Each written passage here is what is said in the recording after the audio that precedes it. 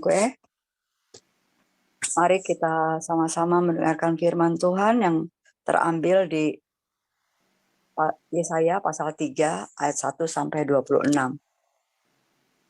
Maka sesungguhnya Tuhan semesta alam akan menjauhkan dari Yerusalem dan dari Yehuda setiap orang yang mereka andalkan, segala persediaan makanan dan minuman, pahlawan dan orang perang, hakim dan nabi, petenung dan tua-tua, perwira dan orang yang terpandang, penasehat dan ahli sihir, dan orang yang paham mantra. Aku akan mengangkat pemuda-pemuda menjadi pemimpin mereka, dan anak-anak akan memerintah atas mereka. Maka bangsa itu akan desak-mendesak, seorang kepada seorang, yang satu kepada yang lain.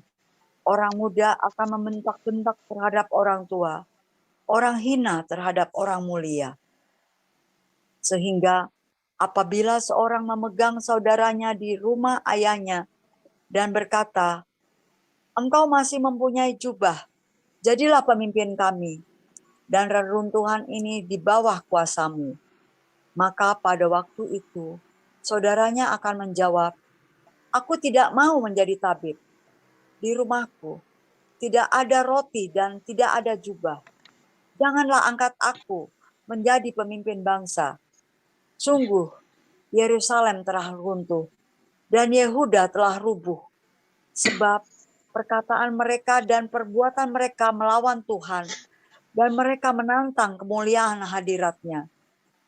Air muka mereka menyatakan kejahatan mereka. Dan seperti orang Sodom, mereka dengan terang-terangan menyebut-nyebut dosanya. Tidak lagi disembunyikannya.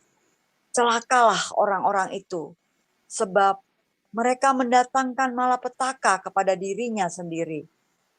Katakanlah, berbahagia orang benar, sebab mereka akan memakan hasil pekerjaannya. Celakalah orang fasik, malapetaka akan menimpanya, sebab mereka akan diperlakukan menurut perbuatannya sendiri.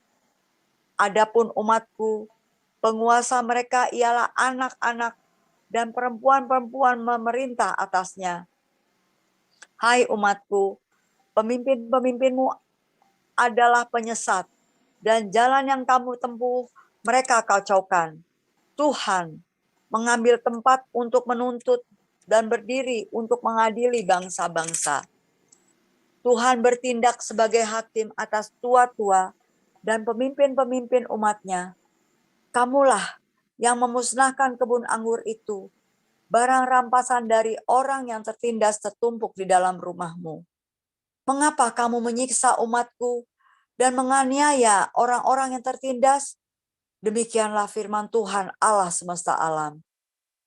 Tuhan berfirman, oleh karena wanita Sion telah menjadi sombong dan telah berjalan dengan jenjang leher dan dengan main mata, berjalan dengan dibuat-buat langkahnya dan gemerincing dengan giring-giring kakinya, maka Tuhan akan membuat batu kepala wanita Sion penuh kudis, dan Tuhan akan mencukur rambut sebelah dahi mereka. Pada waktu itu, Tuhan akan menjauhkan segala perhiasan mereka, gelang-gelang kaki, jamang-jamang, dan bulan-bulanan, perhiasan-perhiasan telinga, pontoh-pontoh, dan kerudung-kerudung, perhiasan-perhiasan kepala, gelang-gelang rantai kaki, tali-tali pinggang, tempat-tempat wangian dan jimat-jimat, cincin materai, dan anting-anting hidung, pakaian-pakaian pesta, jubah-jubah, selendang-selendang dan pundi-pundi, cermin-cermin, baju-baju dalam dari kain lenan, ikat kepala dan baju-baju luar. Maka sebagai ganti rempah-rempah harum akan ada bau busuk. Sebagai ganti ikat pinggang, seutas tali, sebagai ganti selampit rambut kepala yang gundul, sebagai ganti pakaian hari raya sehelai kain kabung, dan tanda selar sebagai ganti kemolekan. Orang-orangmu akan tewas oleh pedang, dan pahlawan-pahlawanmu oleh perang. Pintu-pintu gerbang Sion akan mengaduh dan berkabung, dan kota itu akan seperti perempuan bulus yang duduk di bumi. Demikian pembacaan firman Tuhan.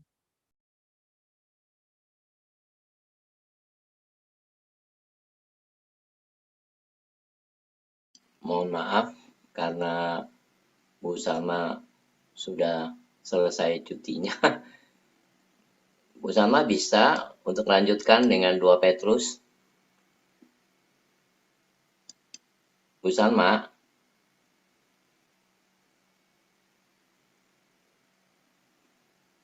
Bu Salma bisa dengan 2 Petrus.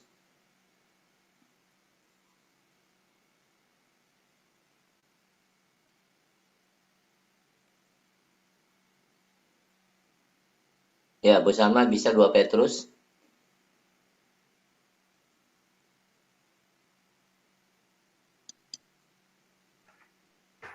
Ini juga Bu Nerliana tidak bisa masuk dari tadi, Pak, sebabnya. Ya, ini Bu Salma bisa. Nggak bisa tadi. Bu Salma nggak bisa. Anissa dah. Saudari Anissa, tolong. Ya, Anissa. Ya, baik Pak. Ya, 2 Petrus. Ya. 2 Saya Petrus. akan Ya. membacakan firman Tuhan 2 Petrus 2 ayat 1-22. Sebagaimana nabi-nabi palsu dahulu tampil di tengah-tengah umat Allah, demikian pula di antara kamu akan ada guru-guru palsu. Mereka akan memasukkan pengajaran-pengajaran sesat yang membinasakan. Bahkan mereka akan menyangkal penguasa yang telah menebus mereka, dan dengan jalan demikian mereka mendatangkan kebinasaan atas diri mereka. Banyak orang akan mengikuti cara hidup mereka yang dikuasai hawa nafsu, dan karena mereka jalan kebenaran akan dihujat. Dan karena serakahnya guru-guru palsu itu akan berusaha mencari untung dari kamu dengan cerita-cerita isapan jempol mereka. Tetapi untuk perbuatan mereka itu hukuman telah lama tersedia dan kebinasaan tidak akan tertunda. Sebab jikalau Allah tidak menyayangkan malaikat-malaikat yang berbuat dosa, tetapi melemparkan mereka ke dalam neraka, dan dengan demikian menyerahkannya ke dalam gua-gua yang gelap untuk menyimpan mereka sampai hari penghakiman. Dan jikalau Allah tidak menyayangkan dunia purba, tetapi hanya menyelamatkan Nuh, pemberita kebenaran itu, dengan 7 orang lain, ketika ia mendatangkan air bah atas dunia orang-orang yang fasik. Dan jikalau Allah membinasakan kota Sodom dan Gomora dengan api, dan dengan demikian memusnahkannya dan menjadikannya suatu peringatan untuk mereka yang hidup fasik di masa-masa kemudian. Tetapi ia menyelamatkan Lot, orang yang benar, yang terus-menerus menderita oleh cara hidup orang-orang yang tak mengenal hukum dan yang hanya mengikuti hawa nafsu mereka saja. Sebab orang benar ini tinggal di tengah-tengah mereka, dan setiap hari melihat dan mendengar perbuatan-perbuatan mereka yang jahat itu, sehingga jiwanya yang benar itu tersiksa. Maka nyata bahwa Tuhan tahu menyelamatkan orang-orang saleh dari pencobaan dan tahu menyimpan orang-orang jahat untuk disiksa pada hari penghakiman. Terutama mereka yang menuruti hawa nafsunya karena ingin menyamarkan diri dan menghina pemerintah Allah. Mereka begitu berani dan angkuh, sehingga tidak segan dan menghujat kemuliaan. Padahal malaikat mereka sendiri yang sekalipun lebih kuat dan tidak memakai kata-kata hujat. Mohon maaf Pak, ada gangguan Pak. Mohon maaf Pak, ada gangguan.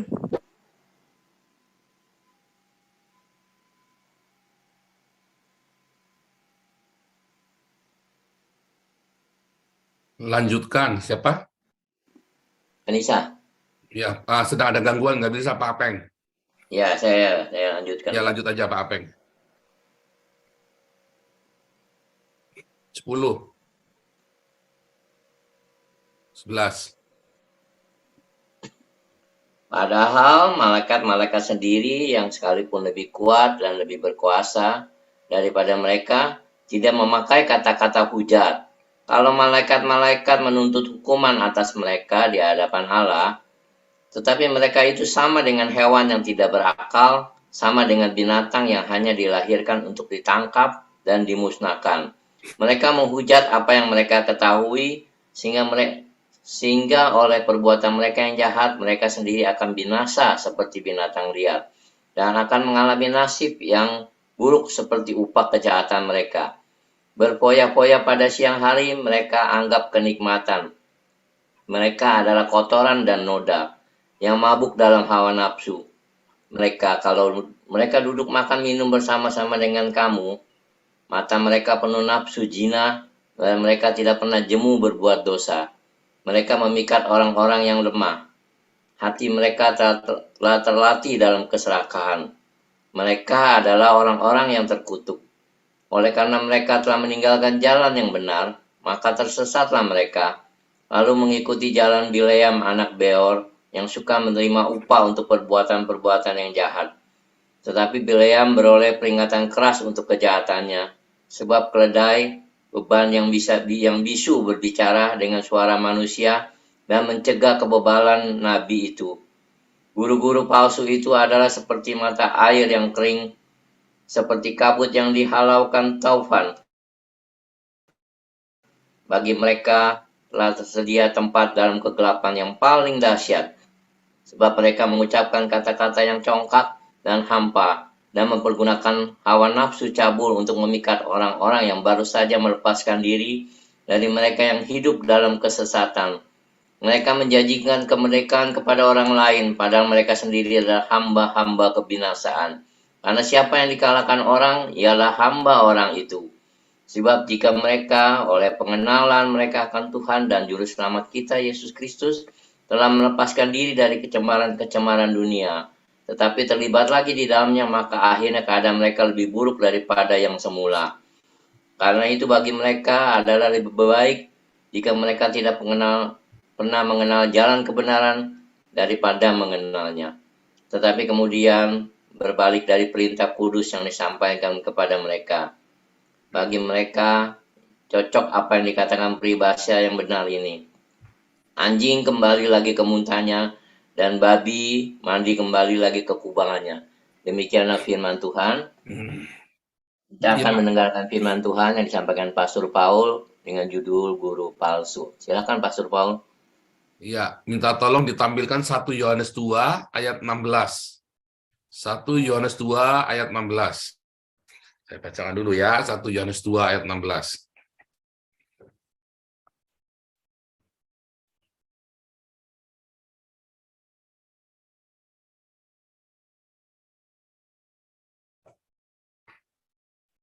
Sebab semua yang ada yaitu keinginan daging, keinginan mata, serta keangkuhan hidup bukanlah berasal dari Bapa melainkan dunia. Ya, itu yang kemarin ya, keinginan daging ya. Apa itu keinginan daging? Itu adalah nafsu seks itu ya, wanita, ya, keinginan atau perselingkuhan, keinginan mata, ya kan harta benda, keangkuhan hidup, status sosial itu ya. Makanya kemarin harta tahta wanita itu ya, saya bilang itu ya, bukan cuma wanita, pria juga maksudnya ya. Artinya nafsu seks, godaan-godaan pesinahan itu loh. Keinginan daging, keinginan mata, keangkuhan hidup. 1 Yohanes 2:16, ingat-ingat ya. Ini akan kita bolak-balik ini saudara. Karena inilah menjadi masalah di dalam komunitas.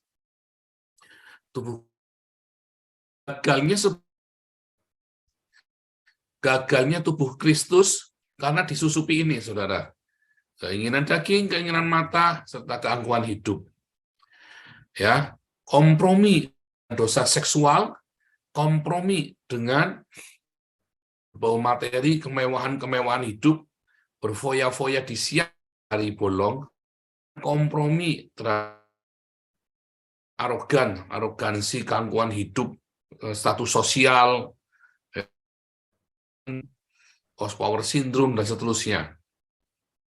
Makanya berbahagialah orang yang mendengarkan firman Tuhan, ya, dan itu melakukannya, saudara.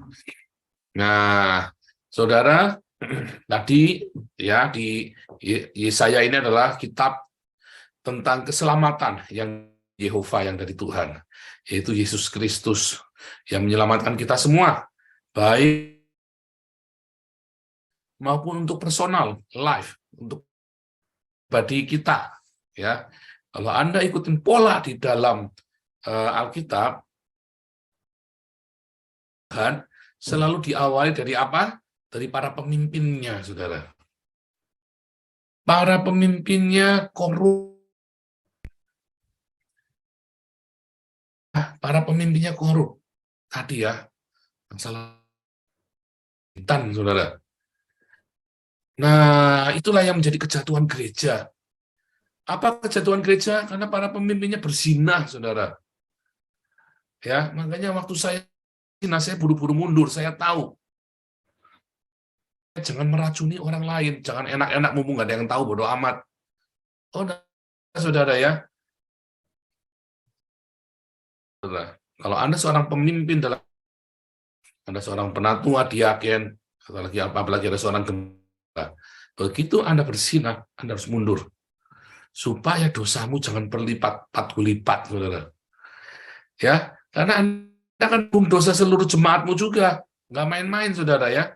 Teladan hidupmu itu yang penuh dengan nggak ada yang tahu, Pak. Bukan masalah nggak ada yang tahu. Itulah dosa yang Anda sembunyikan, yang iblis tahu, dan iblis akan gugat dari jemaat. Dia teriak-teriak tentang percabulan, jangan berzina, tapi si pendeta ini bercabul berzina. Makanya orang-orang yang berzina sebaiknya mundur, saudara. Orang-orang yang bercabul mundur. Ya, karena Anda akan menanggung dosa seluruh jemaat. Nah, kemudian status sosial, ya, keangkuhan, bangga, tahta itu ya, berebut kekuasaan, berebut pengaruh. Nah, saudara, ketiga hal inilah yang menjadi kegagalan gereja. Orang bisa bertengkar ya, sampai tembak-tembakan itu ya, gara-gara rebutan kepemimpinan gereja. Sampai masanya lempar batu, gara-gara rebutan kepemimpinan gereja. Sudah satunya mau khotbah, duduk sama-sama datang. Bisa berkelahi, saudara, di depan jemaat. Berebut pengaruh, saudara ya. Siapa yang paling berpengaruh, siapa yang mengerikan sekali, saudara. Nah, di dalam komunitas kita, para pemimpin, hati-hati. Jangan sampai Anda ada di dosa, 3 dosa ini, saudara. Ya, para pemimpin, jaga hatimu, saudara. Dari perzinahan, dari percabulan. Dan ingatkan kepada anggota komunitas kita, ya, sekali diingatkan, dinasihati baik-baik, 2 kali, 3 kali. Terakhir, kita harus keras, saudara. Kalau dia maksa masih di dalam percabulan, ya jangan masuk dalam komunitas kita. Serius, saudara ya. Artinya orang ini nggak bertobat. Jangan-jangan ada nanti dia cari korban lagi, saudara. Sekali kita nasihati, 2 kali, ya. Ketika kita harus keluarkan dari komunitas. Ya, nggak main-main ya, saudara ya. Kita mulai harus bertumbuh dewasa. Yang masih belum lahir baru dan Anda bergabung dengan kita di sini tentu banyak ya. Tetapi begitu Anda masuk, lalu Anda menghampiri orang kita, lalu Anda mulai rayu-rayu, sekali, 2 kali, 3 kali, singkirkan, saudara. Kalau perlu kita umumkan. Serius ya, kalau perlu kita umumkan. Supaya hati-hati dengan orang ini. Wah, kalau orang ini bandel, kita umumkan, saudara. Supaya hati-hati dengan orang ini. Orang ini sedang mencari-cari mangsa untuk dicabuli. Bersyukur ya, sudah. Tapi kalau orang itu tetap tinggal, terpaksa kita umumkan. Waktu itu saya sudah siap-siap mengumumkan, saudara. Ya, nggak main-main ya saya. Ya. Nanti biar saya yang mengumumkan supaya jangan kena pencemaran nama baik. Wah, enggak, saya yang umumkan, saudara ya. Oh, saya nggak main-main ya. Oke.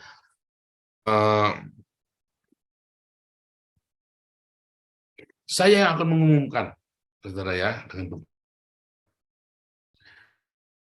Nah, demikian juga yang orang-orang yang malakin, saudara ya, yang suka malakin. Ya, kita juga mesti hati-hati. Ya, kita lihat, karena kalau karena kemiskinan, kita masih bisa tolerir, saudara. Tapi kalau sudah malak, ya, mau kita, ya, kita mesti ngomong dengan tegas. Jangan takut ya, jangan sungkan ya, saudara ya. Ada orang-orang yang berusaha manipulasi Anda untuk dengan alasan segala macam kebaikan dan firman Tuhan. Oh, ya, sudah tahu ya, contohnya Rudi Yohanes, kita sudah ngomong ya, kita ngomong dengan terang-terangan. Tadinya kita ngomong baik-baik, saudara. Malah dia tiba-tiba marah-marah kita, yang kita malah busuk-busuk. Makanya saya langsung tegas. Terang-terangan, dua kali, saudara, yang dia nggak pakai ketiga, dia langsung busuk-busukin kita semua dari kita, ya, dengan alasan apapun pokoknya, nggak bisa aja pokoknya. Kalau tidak dibuka, kita nggak bisa kasih, nggak bisa support. Ada tim pembelanya Kreatif Apelo pun tanya, Pak bisa bantu nggak? Keuangan harus dibuka. Dan mereka nggak jawab, ya kita nggak bisa bantu. Selesai, itu saja, saudara. Dan orang ini cukup mengerti, iya Pak, saya sudah ngomong bolak-balik Pak, belajar sama Pak Paul. Iya, orang Islam aja tahu kalau kita di sini keuangannya terbuka. Jadi Anda jangan sungkan. Kebanyakan orang itu sungkan karena takut ribut ya. Toh lagian bukan uangnya kita pribadi, tapi uang rame-rame. Oh, enggak boleh. Justru hati-hati, saudara. Jangan sembarangan gunakan uang itu loh. Itu uang milik bersama, milik umum. Anda tidak boleh sembarangan keluar. Benar-benar ya. Nah, itu sudah harus jaga tuh. Sebab ketika Anda main-main dengan donasi, dana milik rakyat, ngeri banget, saudara. Disitulah awal kehancuran gereja. Perebutan apa? Uang, donasi, saudara. Perebutan donasi. Anda lihat hancurnya pendeta-pendeta, hamba-hamba Tuhan, YouTubers, semua hancurnya gara-gara duit, berebut uang. Ya, berebut uang. Karena kolektornya besar, ya kan? Kakak beradik sampai tembak-tembakan, ya. Sampai mereka berusak kup satu sama lain. Pecah akhirnya gerejanya gara-gara apa? Masalah uang, saudara. Kalau masalah dogma, nggak setuju, ya itu cerita lain. Ini masalah uang, saudara, malu-maluin sekali. Ya, kalau saya dengan Muri Wali masalah dogma, kita bisa berantem. Tetapi kalau itu masalah dogma, kita tetap bisa bersahabat. Ada kriminal di dalamnya. Tetapi begitu ada masalah uang, maka kecenderungannya kriminal. Ya pasti ada siapa salah, siapa benar. Mengerikan. Makanya jaga ya, para pengurus, yayasan semua, ya jangan pernah tersinggung kalau ditanya masalah uang. Ya, Anda lihat fitnahan-fitnahan terhadap kita, karena kita open, kamu mau apa? Ini, nih kartunya. Apa lagi? Nih ada buktinya. Mau apa lagi? Semua tuduhan selalu ada buktinya semua. Anda kan nggak pernah menyangka kan akan ditanya yang aneh-aneh kan? Makanya keuangan di semua yayasan kita harus terbuka. Para pengurus, ya para aktivis, kalau sudah dipasrahin proyek, jangan pernah tersinggung tanya masalah uang. Buka. Jangan tersinggung, jangan marah sedikit pun. Kalau Anda marah, kok marah? Ya kan?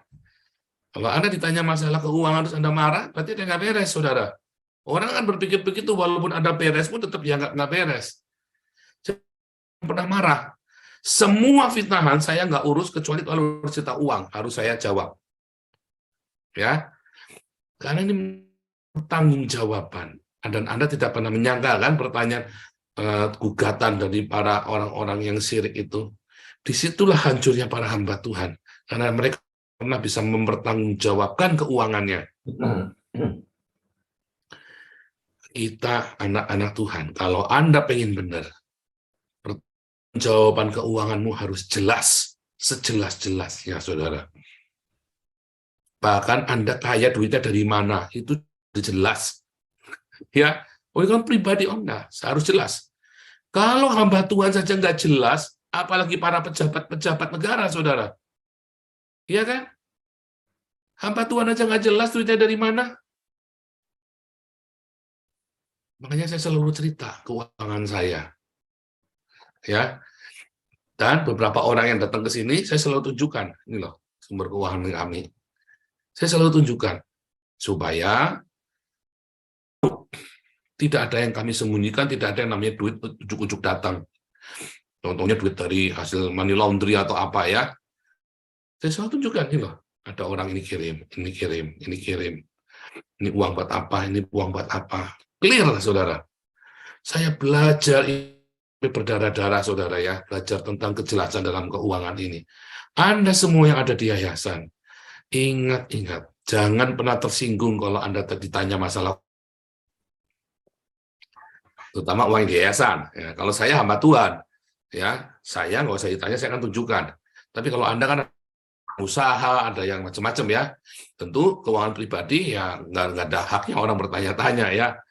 Kalau saya karena hamba Tuhan, orang nggak nanya pun saya akan tunjukkan. Clear dalam segala hal. Ketiga, saudara, ya masalah berebut kedudukan, ya berebut status sosial, kedudukan, prestis. Berapa banyak gereja sampai ya tembak-tembakan gara-gara ingin menjadi pemimpin di organisasi. Saudara, sampai fitnah-fitnahan, lapor-laporan ke penjara, berebut sinode. Pertanyaannya, kenapa sih nggak baik-baik saja ngomong, oke kalau kita nggak bisa jalan, ya udah kita pisah.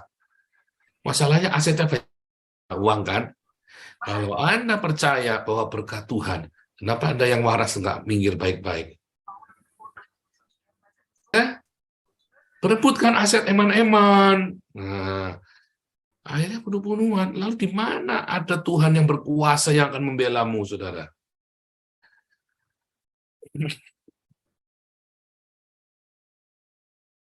Kekuasaan, ya, status sosial. Nah, itulah yang dikejar, kejatuhan para pemimpin umat. Akhirnya umatnya nonton bunuh-bunuhan ini, para pemimpinnya, para gembalanya bunuh-bunuhan sendiri. Umatnya cuma nonton, tinggal sorak-sorai, saudara. Ada yang sedih, ada yang taruhan. Yo menang siapa yo? Kan tinggal begitu kan. Itulah sebabnya kita tidak mau berbalas pantun. Wah, kok ini cakar-cakar? Enggak, saya nggak balas. Kita nggak pernah balas, saudara ya. Orang memframing bahwa saya membalas. Enggak, saya nggak pernah membalas yang busuk sedikit pun, saudara. Tapi kita ngomong dengan terus terang, ya. Ini nggak benar. Ingat, ya, masalah laporan keuangan sudah di depan mata Anda 3 orang. Rontok ya. Orang yang memfitnah kalau saya menggelapkan uang, ternyata mereka sendiri yang menggelapkan uang. Ya kan? Mereka saya menggelapkan uang, ternyata yang nuduh ini mereka sendiri yang menggelapkan uang. Bahkan 4, cuma yang 1 kan kroco, saudara. Saya nggak pernah takut kalau ditanya masalah uang, dan saya nggak pernah marah. Karena itu adalah hak Anda untuk bertanya. Tapi kalau sudah dijelasin, diterangin, Anda masih mau cari-cari, jangan tanya lagi. Ya kan? Dan yang paling penting, saya tidak pernah pegang uangnya. Dan tidak pernah transfer ke saya. Semua uang donasi, uang kolektor, ke rekening pribadi saya. Ya, Anda harus ingat itu. Penting ya, ini janjian komunitas kita nih. Karena ini komunitas ini makin besar, tanggung jawab kita makin besar, uang yang dikumpulkan makin banyak. Orang matanya hijau begitu ngelihat tahu dunia kita. Sengaja sudah saya umumkan ya. Ini semua ujian, ya. Sengaja saya umumkan 10 miliar nih kita udah kumpulin nih. Saldonya sekarang ada 1 juta total saldo di semua yayasan kita, ya. Ayo kalau. Nah, Kemudian para pengajar-pengajar palsu ini, ya, dia akan memanipulasi Anda, saudara. Dia akan bikin semua tipuan maut, ya, dalam rangka menggalang donasi untuk dirinya. Ya, bagaimana Anda bisa terhindar daripada guru-guru palsu ini? Supaya uang dari dompetmu jangan pindah ke dompetnya dia, saudara. Ya, saya ngajarin Anda boleh nurut, boleh enggak, saya urusan, saudara ya. Kalau Anda ingin di cara ini, kalau Anda mau, saya rela, ya sudah, nggak apa-apa. Saya selalu berkata, guru palsu ini hidupnya selalu berfoya-foya, saudara. Selalu bergaya hidup mewah. Makanya, Anda lihat ya, pengajar-pengajar yang rumahnya ada kolam renangnya, saudara mulai hati-hati, saudara. Tadinya dia hidup sederhana, lalu rumahnya ada kolam renangnya. Ada beberapa yang saya dulu kagum, ya, pendeta-pendeta besar. Ya, dulu saya kagum. Begitu kemudian saya ngerti ini rumahnya ada kolam renangnya. Tadinya saya terpana, hebat, diberkati Tuhan. Lama-lama saya ngerti, saudara, ini goblok saya ini. Dia itu sedang memanipulasi kamu, ya.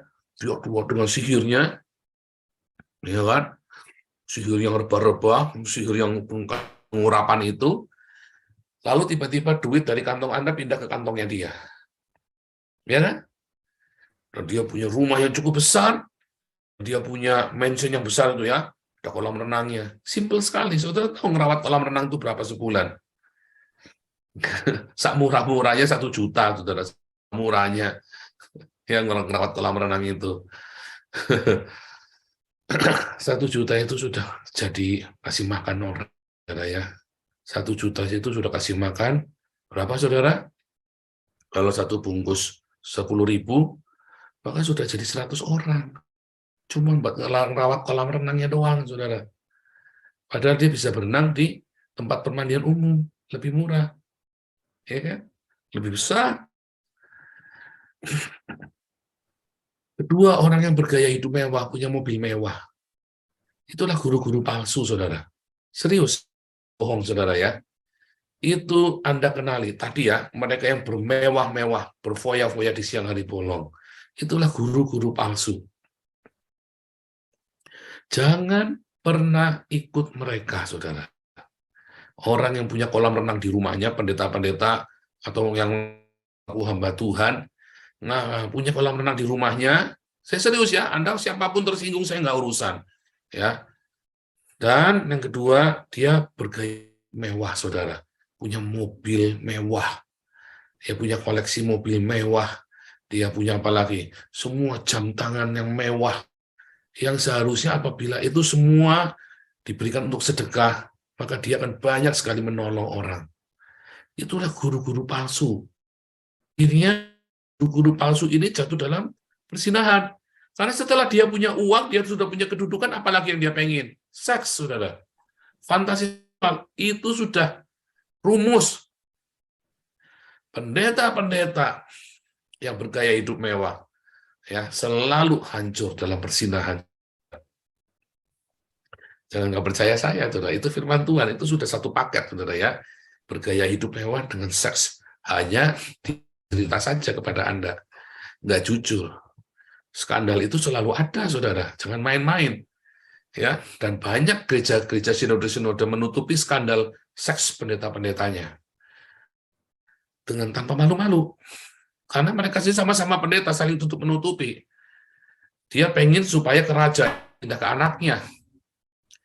Dan disitulah kemudian Anda disesatkan. Dan akhirnya menghasilkan orang-orang yang bermental pengemis juga, bermental manipulasi. Di tempat ini, ya saya selalu berkata, teladanilah saya seperti saya meneladani Kristus. Hidup di dalam kekudusan. Ya, tidak bergaya hidup mewah. Dan berbagi otoritas. Sehingga keputusannya bukan dari saya. Saya selalu berbagi. Apakah saya yang memutuskan untuk semua yayasan? Enggak. Para pengurus yayasan ini, saya hanya memberikan saran pengajaran.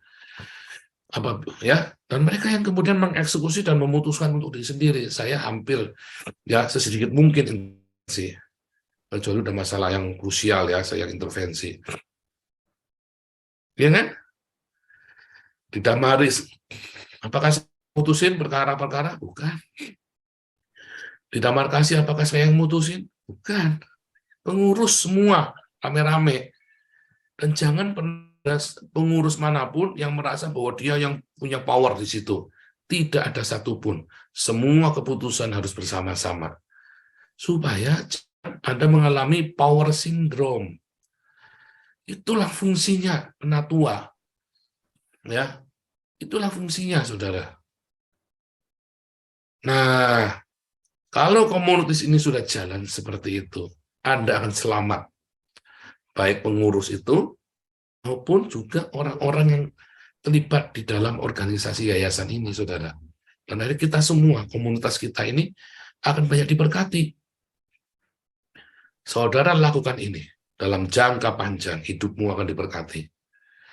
Kalau saudara mau mendului, di depan gak sabar, mengapa? Karena ini adalah sebuah mesin yang besar. Jangan pernah pengen instan, saudara. Percaya saya, Anda setia. Cari dulu kerajaan Allah dan kebenarannya. Utamakan dulu melayani. Kadang-kadang makan hati difitnah. Kadang-kadang jengkel, karena nggak dipercaya. Tenang, saudara. Jangan tersinggung, jangan proses. Suatu ketika Anda akan mencapai tujuannya. Ya, orang akan percaya berjalan mana mestinya. Ya kan? Saya sudah tunjukkan kepada Anda dan bagaimana kami semua tim menyelamatkan uang ini dari serigala-serigala yang lapar, saudara. Dan kita konsisten. Ya kan? Semoga saudara semua firman Tuhan ini bukan hanya bagi para pengurus, aktivis, dan bagi orang-orang yang terlibat di dalam komunitas kita. Baik yang memberi bantuan maupun yang menerima bantuan. Saling mereka ngerti aturan mainnya. Aturan main ini ada di dalam Alkitab, bukan dari saya. Aturan main ini dijalankan dengan benar di Alkitab, sesuai dengan apa yang Alkitab belajar. Kalau semua komunitas tubuh Kristus itu, sebenarnya Indonesia mudah sekali dimenangkan. Sayang, hampir mustahil melihat doktrin yang sudah diajarkan ya tentang sumber kekayaan dari gereja itu halal. Sebenarnya haram. Anda tidak boleh memperkaya diri dengan uang donasi loh, saudara. Nggak boleh loh, saudara ya. Memperkaya diri dengan uang donasi itu nggak boleh. Kamu berada di situ, hatimu ada. Dan itu donasi itu adalah milik orang-orang miskin. Jadi kalau ambil Anda rampok buat diri Anda sendiri, itu kutuknya orang miskin itu pindah kepada Anda, saudara. Ya, hati-hati ya. Oke. Ya, pembekalan hari ini ya dari kitab Yesaya 3 ini diingat-ingat ya oleh setiap komunitas kita. Tuhan Yesus memberkati. Silakan Pak.